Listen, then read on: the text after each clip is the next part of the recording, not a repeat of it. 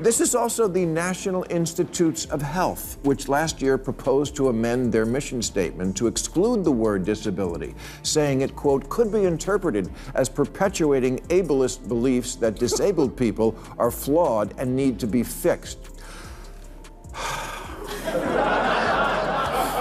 Let me take this moment to go on record. Folks, if I am ever struck blind or deaf or paralyzed, don't praise me. Fix me. The woke think the #1 job is to protect homeless people from stigma. I think the #1 job is to protect them from rain. When Adele lost weight, she was excoriated for betrayal. To who?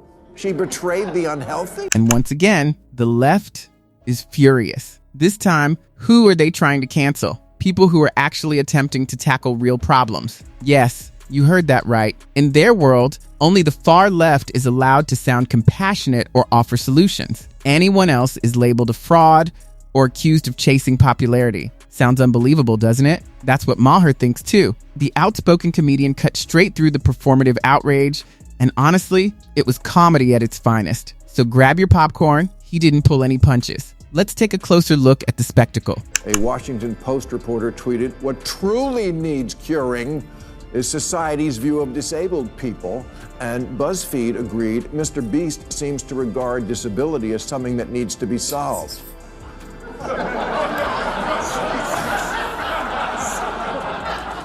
Okay, disability is something that needs to be solved.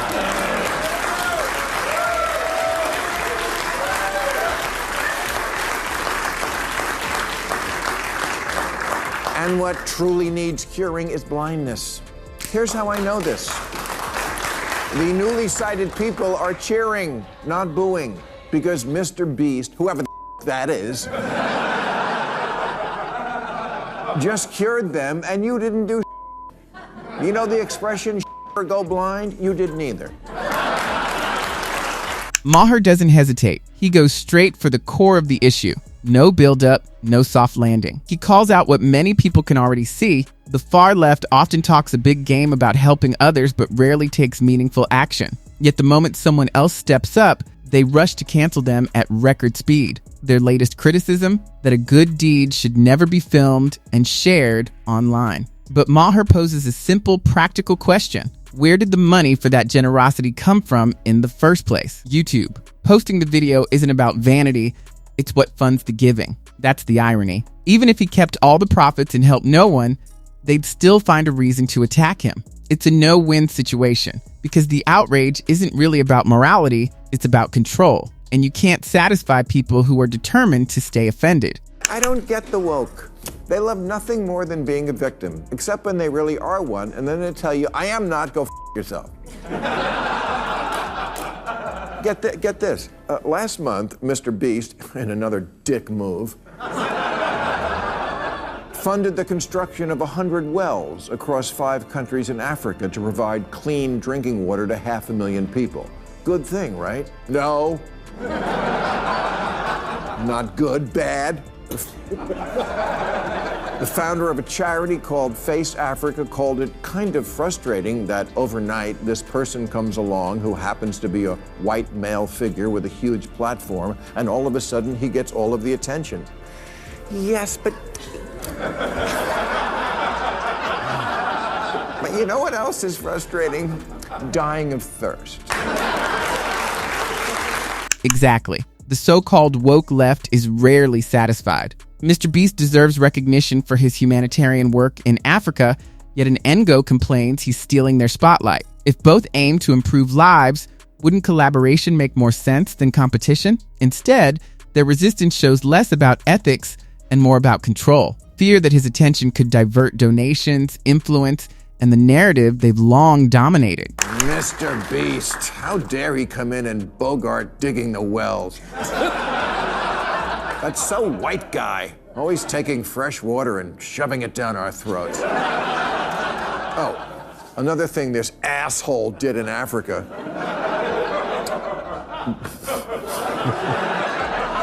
was pay for the rebuilding of an African orphanage, which the director of the Hope and Homes for Children charity called it a classic case of white saviorism.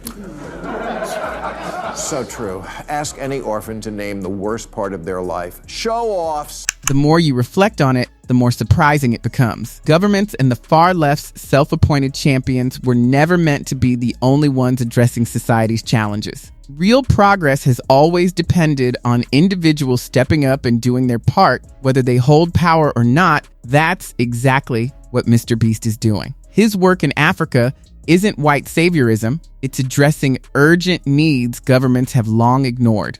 Clean water, infrastructure, and basic necessities aren't political tools, they're human essentials. Helping people shouldn't invite scrutiny of motives. Mr. Beast isn't taking from anyone, he's filling a gap that should never have existed. So how did we get to this strange place?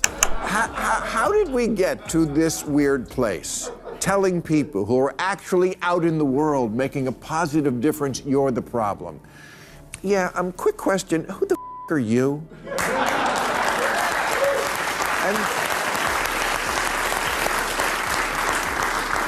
And this isn't only the media and the people on Twitter who exist to bitch, always finding something. He just did it for the clicks, or for the wrong reason, or he should have done more, or sooner, whatever. You signed X. No.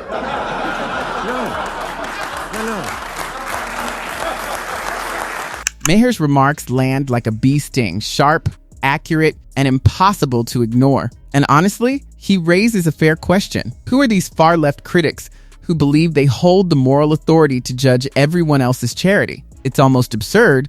They rarely help. Yet the moment someone else does, they rush to condemn and critique. Every sincere effort is dissected for flaws, as if fault-finding were a full-time job. In their view, only their own actions are pure and beyond scrutiny. Maher cuts through this double standard. Generosity shouldn't be attacked for coming from outside the approved ideology. Good is still good, no matter who delivers it. This is also the National Institutes of Health, which last year proposed to amend their mission statement to exclude the word disability, saying it, quote, could be interpreted as perpetuating ableist beliefs that disabled people are flawed and need to be fixed. Let me take this moment to go on record. Folks, if I am ever struck blind or deaf or paralyzed, don't praise me. Fix me.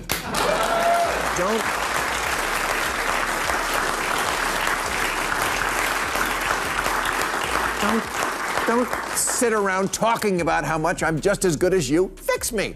Do something.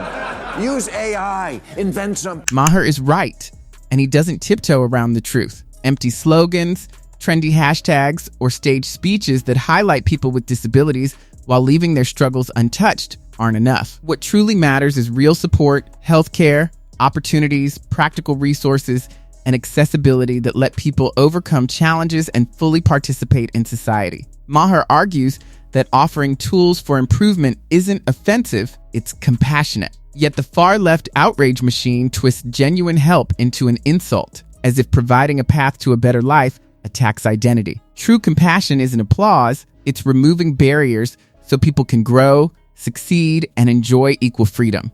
You know, there's so much faking this time of year between the presents you don't want to buy and the presents you didn't want to get and the goodwill toward men that lasts until January 2nd. I just don't have room for, and disability is awesome. It's not awesome. And it's not a political affiliation. That's the problem. We turn everything into a political identity category. You're deaf, that's your identity. Don't mess up a good thing by hearing.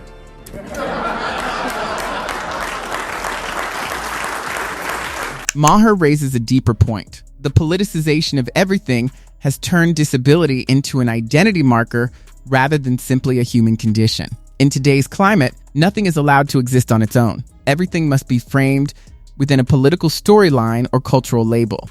And this shift didn't happen by chance. Step by step, the left assigned branded identities to nearly every issue: illness, homelessness, even immigration status. Nothing was left neutral. Each topic was boxed, categorized, and tied to ideology. Instead of concentrating on practical solutions, real struggles became symbolic trophies in political debates. Disability, in particular, is increasingly treated as a political badge rather than something that calls for compassion, action, and tangible support. Maher points out how misplaced it all feels when identity theatrics replace plain common sense. When Adele lost weight, she was excoriated for betrayal. To who?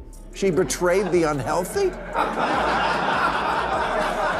The woke have even turned the homeless into a political identity group, as opposed to liberals, old school liberals, who just want to get them off the street, which now is seen as kind of judgy, like,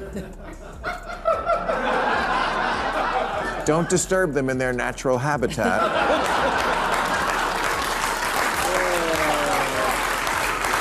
This same mindset, critics argue, has also fueled California's worsening homelessness crisis. Activists rejected many practical efforts to reduce homelessness, including expanded shelters, treatment programs, rehabilitation services, mental health support, and new legislation. When city officials tried to clear unsafe encampments, protesters claimed the tents were the homeless's rightful spaces. The consequences are grim. Letting people live in dangerous and sanitary conditions isn't compassion, it's neglect in disguise. By prioritizing ideology over solutions, they trap people in the very suffering they claim to oppose. This isn't empathy. It's prolonging hardship under the guise of moral righteousness. They're just living their best life under the bridge. The woke think the number one job is to protect homeless people from stigma. I think the number one job is to protect them from rain.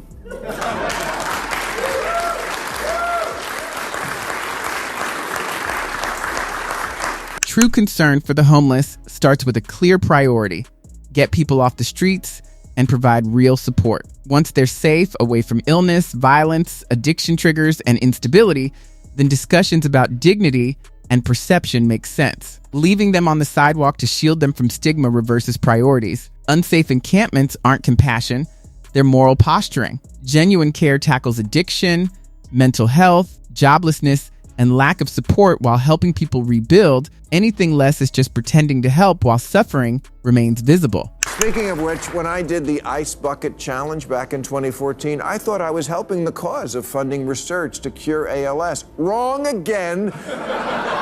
An op-ed in Time magazine said the Ice Bucket Challenge even seems to be suggesting that being cold, wet, and uncomfortable is preferable to fighting ALS. It was suggesting no such thing. What is wrong with this country that so many people can't be happy for anything for even a second? As Maher rightly points out, woke culture often acts like a wet blanket. Even when they aren't organizing something, they're quick to smother anything that sparks joy, excitement, or inspiration. If they're not involved, the event suddenly becomes problematic, offensive, or in need of cancellation. It's almost comical how predictable it has become. In their view, everything is flawed, unless it originates from their side of the ideological divide. Nitpicking has turned into a full-time habit, as though they alone hold the moral authority while everyone else is navet. Maher calls out the double standard. It's not just disapproval, it's often about silencing. Instead of celebrating progress, humor, or kindness, energy goes into finding new reasons for outrage. His blunt conclusion: this movement isn't about compassion or progress, it's about anger, control, and guarding ideological lines. By politicizing homelessness, disability, and charity, it blocks practical solutions. Joy and goodwill are only valid when approved by the right voices. Everything else is criticized or canceled. Maher's critique is a reminder that common sense and sincere efforts shouldn't be punished for defying a political script.